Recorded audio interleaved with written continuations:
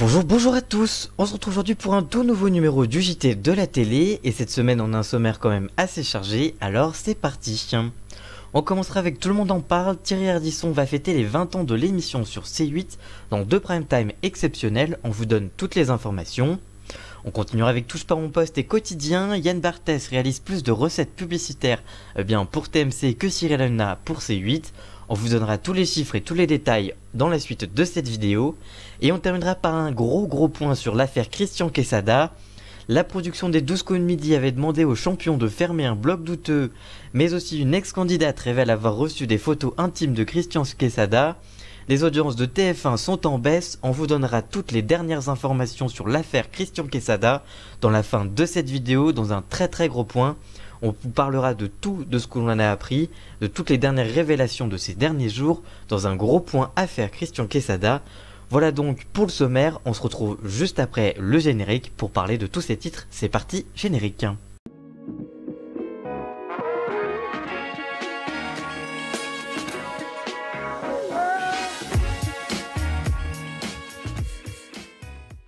On commence cette émission avec Tout le monde en parle. Thierry Ardisson va fêter les 20 ans de l'émission sur C8. C8 va préparer deux émissions en prime time avec Thierry Ardisson pour revenir sur l'histoire de l'émission. Selon les informations du Figaro, près de 20 ans après le lancement de Tout le monde en parle, l'émission est de retour pour une autre chaîne et va revenir sur l'histoire du talk show. C8 a tourné il y a quelques temps 4 émissions de 52 minutes, au cours de laquelle interviendront Thierry Ardisson et ses complices, les invités marquants et d'autres dirigeants. Ces émissions seront réunies sous forme de 2 primes pour une diffusion au printemps prochain. La productrice Catherine Barma a pris ses distances avec L'Homme en Noir à la suite d'un différend financier sur la répartition des recettes des adaptations à l'étranger. Elle a quand même pourtant finalement accepté de témoigner pour les documentaires. Il y aura également le témoignage du réalisateur Serge Carlfon, Laurent Baffy, le DJ Philippe Corti, l'auteur Kader Aoun, l'assistant de production Méline Blanc Mikichi et Laurent Ruquier qui a succédé sur France 2 aux commandes de On n'est pas couché, mais aussi Jamel Debbouze, Jean-Marie Bigard, Patrick Timsit, Bruno Solo, Elisa Tovati, Jacques Séguéla, Geneviève de Fontenay, Frédéric Tadei, l'abbé de Morandey, et Franck-Olivier Gixbert, mais aussi Michel Cotta, ancienne directrice générale de France 2, Patrice Duhamel, ancien directeur général du groupe France Télévisions, Yves Bigot, ancien directeur général des programmes, et Christine Lenz, ancienne directrice de l'unité des programmes et magazines et documentaires de France 2, et voilà, des documentaires de France Télé à l'époque. Pour rappel, le talk show avait été mis à l'antenne le 19 septembre 1998 sur France 2. À ses débuts, Tout le monde en parle était centré sur des sujets sociétaux et la formule n'avait pas convaincu les téléspectateurs. Il avait même menacé l'émission 3 mois après son lancement d'être déprogrammée.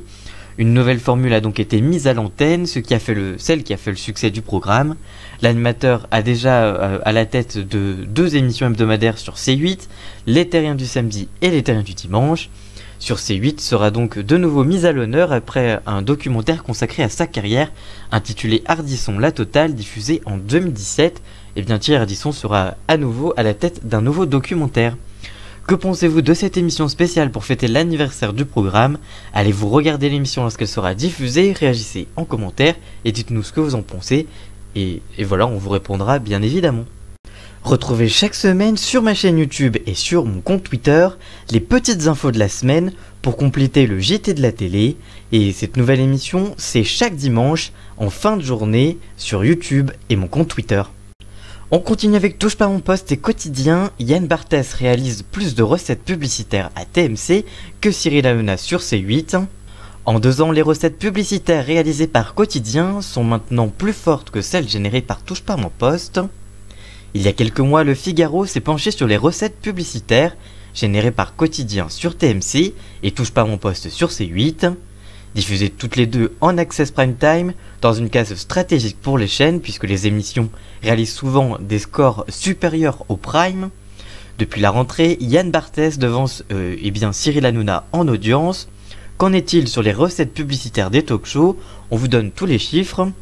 Selon les chiffres de Publicis Média, hors partenaire, les courts écrans publicitaires proposés avant et après le générique des émissions quotidiens génèrent en moyenne 190 000 € net en publicité par émission.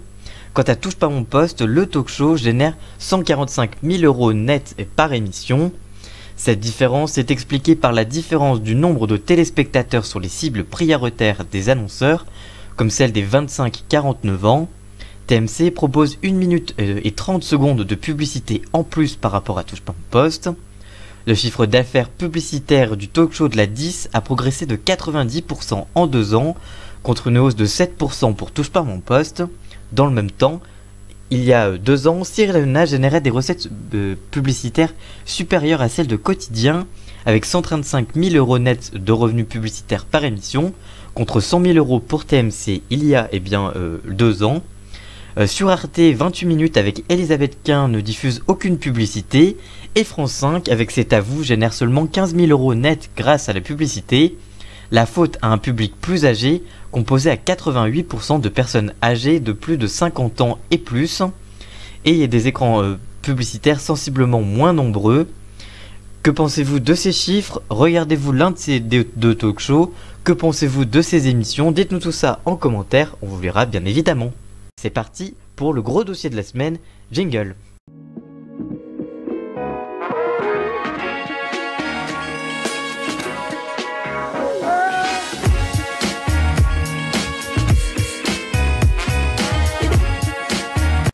Et on termine cette émission avec un gros point sur l'affaire Christian Quesada. La production des 12 coups de midi avait déjà demandé aux champions de fermer un blog douteux. Une ancienne candidate révèle avoir reçu des photos intimes de Christian Quesada. Elise Moon réagit également puisqu'il a connu Christian Quesada enfant. On vous donne les dernières informations sur tout ce que l'on sait sur l'affaire Christian Quesada. Et on vous parlera également des audiences des 12 coups de midi qui sont en baisse sur TF1 depuis l'annonce de l'affaire. Depuis quelques jours, Christian Quesada est au cœur de l'actualité, mais non pas grâce à ses connaissances auprès du jeu Les 12 coups de midi, mais à cause d'un scandale qui a un énorme retentissement. Depuis le mercredi 27 mars 2019, Christian Quesada a été mis en examen pour détention et diffusion d'images pédopornographiques. Mais alors, Endemolshine, la société de production des 12 coups de midi, aurait-elle pu éviter le scandale Christian Quesada ? Certains éléments avaient donné des indices à certains employés de la production. Selon les informations et les témoignages du Parisien, un membre de l'équipe révèle dans Le Parisien en kiosque le samedi 30 mars dernier, je cite, « On lui avait demandé de fermer son blog où il postait des photos de très jeunes actrices. Malgré tout, comme l'a indiqué plusieurs médias à la révélation de l'affaire, les casiers judiciaires des candidats du jeu de TF1 ne sont pas passés au crible avant leur passage à l'antenne. Aucun extrait de casier judiciaire ni déclaration sur l'honneur ne sont demandés. » Un cadre de Endemolshine se justifie sur ce choix en indiquant, je cite, « Vu le nombre de candidats au casting, ce serait ingérable. » Si cette vérification aurait été faite, la production se serait rendu compte que Christian Quesada avait déjà été mis en cause et mis en examen et écroué pour corruption de mineurs et détention d'images pédopornographiques dans des affaires qui avaient eu lieu entre 2001, 2003 et 2009 et condamné à 2 peines de prison avec sursis. Ces affaires ont donc eu lieu avant sa participation à l'émission de Jean-Luc Reichmann. Le jeudi 28 mars dernier, l'animateur a réagi sur son compte Instagram à l'annonce de la détention provisoire de Christian Quesada. Suite à la nouvelle dévastatrice que l'on a tous découvert hier, je suis ce matin sous le choc. Je ne peux qu'exprimer mon sentiment d'horreur, de dégoût et de colère. Enfin, le vendredi 29 mars, Patrice Laffont, qui a connu Christian Quesada dans le cadre de l'émission des chiffres et des lettres sur Antenne 2 à l'époque, est peu surpris par les révélations. En effet, il indique, je cite, « Ça ne m'étonne pas, je m'en doutais, à l'époque des bruits couraient sur lui, je ne le sentais pas ce type. C'est un emmerdeur, un personnage sulfureux et un manipulateur extraordinaire. Il voulait revenir une nouvelle fois dans l'émission, mais j'ai fini par l'écarter. Il avait même été blacklisté. J'avais mis une croix définitive et interdit à mes collaborateurs de le reprendre. Pour lui, la porte était fermée. » Mais ce n'est pas tout, un projet de film sur la vie de Christian Quesada n'était pas en préparation. L'homme avait publié une autobiographie en 2017 dont il avait annoncé une adaptation au cinéma pour la fin 2019. Il avait même laissé sous-entendre qu'un acteur très connu incarnerait son rôle, mais toujours sur les informations du Parisien, sa maison d'édition Les Arènes, qui a d'ailleurs retiré les livres de la vente, n'avait, je cite, aucun projet audiovisuel en cours. Une affirmation confirmée par le CNN, le Centre national du cinéma et de l'image animée, qui a assuré qu'aucune déclaration n'avait été faite au registre du cinéma et de l'audiovisuel. Depuis la révélation de l'affaire, les témoignages concernant le comportement de Christian Quesada se multiplient également. Une ex-candidate, Emeline, a choisi de sortir du silence dans les colonnes de Closer. La jeune femme avait affronté Christian Quesada en juillet 2016 sur l'antenne de TF1. Si elle n'avait pas gagné, elle avait sympathisé avec son adversaire. Je cite, « J'ai eu l'occasion de déjeuner avec lui, on avait pas mal discuté. Ensuite, il m'avait retrouvé sur Facebook et Twitter et m'avait envoyé un message privé. Leurs discussions sont des échanges, je cite, des échanges amicaux, avant que Christian Quesada ne franchisse la ligne rouge, comme elle l'indique, je cite, « Il ne m'avait jamais dragué avant de m'envoyer des photos de son sexe en janvier 2018. Il me racontait qu'il était tombé sur une plaque de verglas et qu'il s'était tordu le kiki. Il m'avait envoyé 3 photos de son pénis pour me montrer, déclare-t-elle à Closer. Sur le coup, eh bien, Emeline n'interprète pas mal ses messages. Je cite, « Je n'ai pas pensé à mal, j'ai vraiment pris ça comme une photo d'un bras dans le plâtre ou d'une cheville foulée. J'étais convaincu qu'il était maladroit, mais qu'il n'avait pas voulu m'envoyer des photos cochonnes. » En apprenant la vérité, elle s'est rendue compte de qui était vraiment Christian Quesada. Je cite, « Je suis bête de ne pas avoir vu le caractère sexuel de son message. Je me suis pris une claque parce que j'ai le sentiment d'avoir été manipulé. » Dans Touche pas en poste, cette semaine, Gilles Verdez a fait une révélation au sujet de Christian Quesada. Il indique, je cite, « Christian Quesada s'apprêtait à s'investir dans une association de soutien scolaire, et ça, c'est une des raisons peut-être, on l'apprendra, pour laquelle l'enquête a abouti à ce moment-là. » Cette semaine encore, Elie Semoun, interrogé par Laurent Ruquier sur RTL, l'humoriste s'est confié au sujet du candidat culte de TF1 qu'il connaît bien puisqu'il était à l'école avec lui. Elie Semoun ironise, je cite, « Quand je pense que quand je me suis fait casser ici quand j'avais dit aux grosses têtes qu'il était bizarre parce que j'étais à l'école avec lui, mais à l'époque j'avais son âge, donc je ne risquais rien. » Il fait référence à une émission en 2017, je cite, « C'était le teubé de la classe, tout le monde se foutait de sa gueule, il était super bizarre. » Mais on va parler aussi, outre les révélations qui ont marqué les téléspectateurs, eh bien les audiences de TF1 sont également en baisse. En effet, du jeudi 28 mars, où il y a eu les annonces du scandale, puisque les annonces ont été faites le mercredi et les audiences sont sorties le jeudi. Donc du jeudi 28 mars au mercredi 3 avril, les 7 émissions ont réuni en moyenne 3,2 millions de Français et 36,2% du public âgé de 4 ans et plus.